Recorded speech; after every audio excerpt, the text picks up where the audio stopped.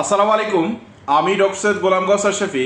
আজকের এই ভিডিও বার্তায় আমি যে বিষয়টা নিয়ে কথা বলবো সেটা হলো জয়েন্ট পেইন হলে কি করবেন। ভিউয়ার্স, অনেক সময় দেখা যায় আমাদের বিভিন্ন জয়েন্টে ব্যথা করে বা জয়েন্ট পেইন হয়, তো এটাকে আমরা বাতের ব্যথা বলে থাকি।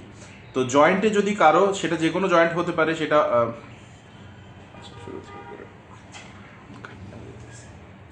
হালকা করে লাগাই দিই না। আসসালামু আলাইকুম। আমি ডক্টর সৈয়দ গোলাম গৌসার শফি।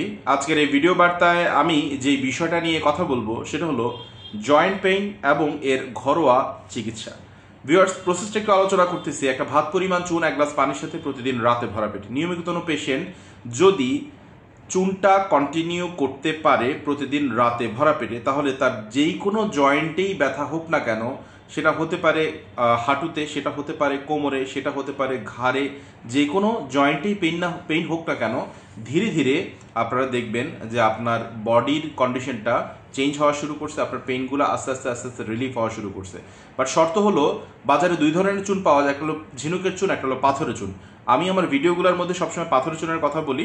অনেকে বলে আমরা পাথরের চুন খুঁজে পাই না, ঝিনুকের চুন পাই। ঝিনুকের চুন না, আপনি আশেপাশে কোনো জেলা থেকে হোক বা অনলাইন থেকে হোক বা কারো মাধ্যমে অন্যান্য জেলা থেকে হোক, সেটা পাথরের চুনটা ম্যানেজ করার চেষ্টা করবেন। নিয়ে এসে 10 থেকে 15 টাকার চুন ভালো করে পানির সাথে গোলায় নেবেন। পানির সাথে গোলানোর পরে যে ভেজা চুনটা আছে, সেটা একটা ভাত পরিমাণ চুন এক গ্লাস পানির সাথে প্রতিদিন রাতে ভরা পেটে।